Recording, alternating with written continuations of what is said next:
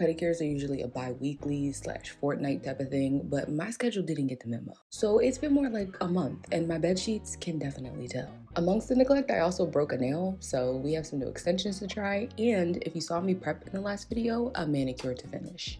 And speaking of the last video, remember when I said my nails were getting done tomorrow? Yeah, no, because here we are an additional week later, finally painting the gel polish that I said I would.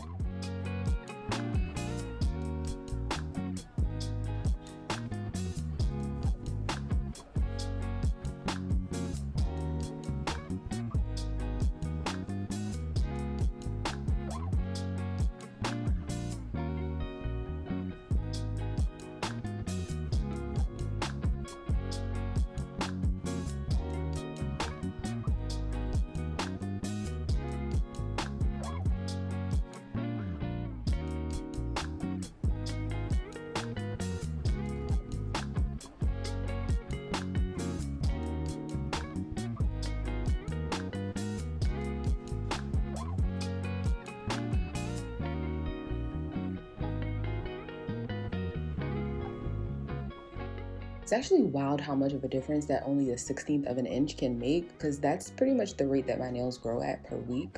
I usually don't like gel style extensions because I feel like, at least in my opinion, that they add what I would consider to be a significant amount of bulk. So the results after you then apply more layers with base, color, and top gel, it can look a little skewed. But obviously there are people who still make it look really good and can achieve quite a natural look, so I convinced myself to give it another try. One of the things that I think contributes to the issue is starting off with cover tips that are basically too long, because then when you go to cut off the majority of the length like I would, then you're altering the balance regarding the apex, which, as you know, is the highest point of the nail. But then that also changes the relation to the tip. So I made sure to order shorter ones. I like these in particular because they are also slim, meaning they have a tighter C-curve, which matches the curvature of my natural nails. C-curve is the thing that adds strength to extensions so they don't break easily, but it's also the main factor in making enhancements look more natural, because when it isn't enforced, the nails look too wide.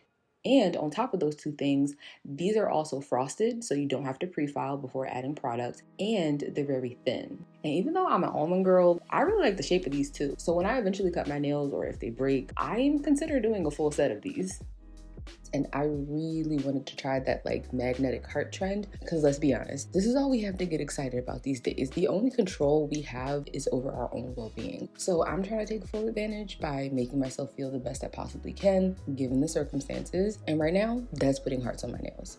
But I don't know if it's that my magnet isn't strong enough, the color of the mag gel isn't appropriate for this, or if I'm just slow. But I gave up relatively quickly because, as per usual, it's late. And actually, I just want to go to bed. So you know what happened next, right? I defaulted to a neutral color and I called it a night. And spoiler alert, I actually hated this because there is like the slightest amount of glitter that I'm not a fan of. So I tolerated this for about a week before changing them.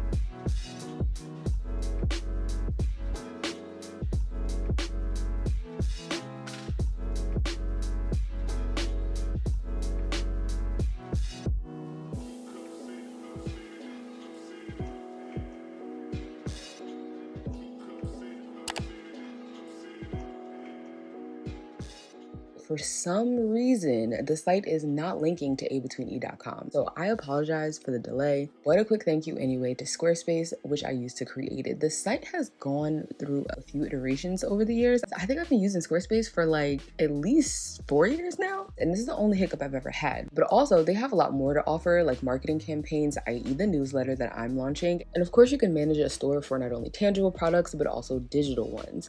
If you're a consultant, you can have clients not only schedule appointments online, you can even manage projects on the platform from start to finish, like having them fill out an intake form with supporting documents and or photos, accepting deposits, send proposals and contracts, and you can check all of those tasks off as they're completed. And as I'm sure you know already, I use their bio site on my other platforms to link viewers to the things that I share on the regular. So if you haven't already signed up, just head to squarespace.com/abetweene or use my code abetweene.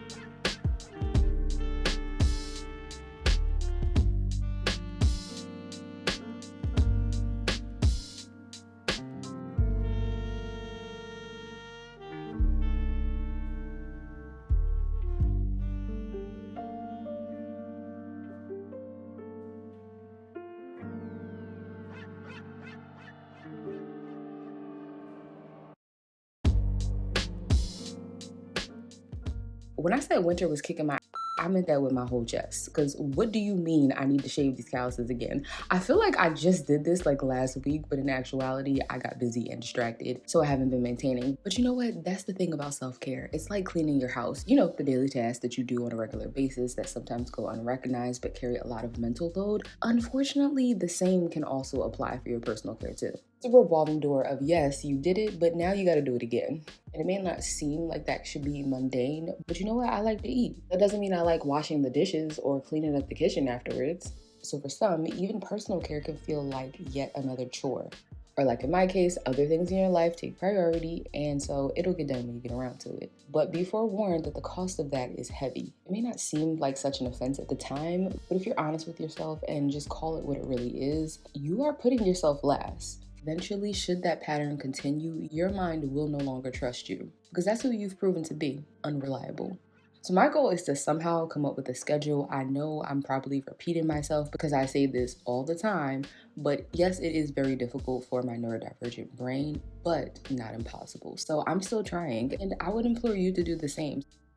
And although this is a maintenance vlog, remember that self-care isn't just face masks and nail polish. So if anything that I'm saying doesn't apply when it comes to making you feel fulfilled, self-care is whatever fills your cup. Whether it be cooking, knitting, crochet, reading, it doesn't have to concern your physical well-being at all. How I feel in my skin, I just noticed happens to be one of the most impactful. So I was thinking about maybe posting a weekly cap or something like that, maybe on like IG stories or I don't know, somewhere to do regular check-ins so that we can just help support each other, share experiences, knowledge, anything. So if you have any suggestions for how we should go about it, maybe a better platform to do this on, please let me know. And in the meantime, I'd also love to hear in the comment section what routines you practice to keep yourself from dropping to E.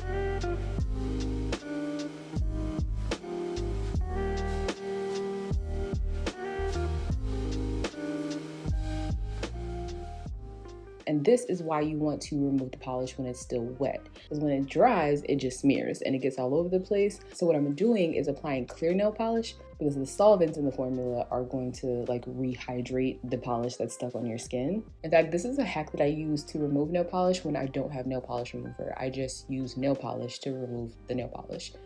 Now, you know, normally I pride myself in good application, but while this formula is great, like the color is immaculate in just one coat, the brush is not. So it's the reason why I can't really get close enough without making a mess, and it proved to be even bigger of an issue when I got to my baby toe. In general, I think that leaving a little bit of a margin is better than getting too close to the cuticle, especially if you haven't developed a flow for how much polish to load onto your brush. And while yes, you can just clean it up, I think it's a good habit for you to form anyway, because it's only going to help you in the long run, especially with gel application. With gel, you need to color within the lines. Otherwise, it will lift when there's no margin, and that's how moisture gets underneath your extensions and your polish.